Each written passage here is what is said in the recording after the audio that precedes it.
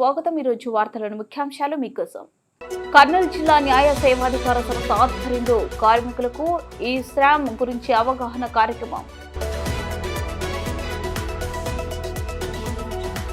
శ్రీశైలం మల్లన్న ఆలయంలో కుండికి కన్నం వేసిన కేటగాళ్లు, చోరీ చేసిన 4గురిపై కేసు నమోదు.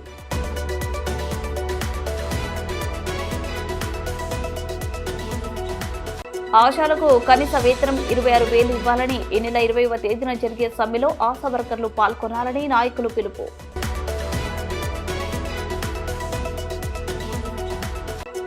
బీసీల అభివృద్ధి పేరుతో కూటమి నేతలు అక్రమాలకు పాల్పడుతున్నారని వైఎస్ఆర్ కాంగ్రెస్ పార్టీ గడ్డం రామకృష్ణ మండిపడ్డారు. నేటి యువతకు ఆదర్శప్రాయుడు మార్క్స్ అని సిఐటియు జిల్లా ప్రధాన కార్యదర్శి ఎండి అంజిబాబు.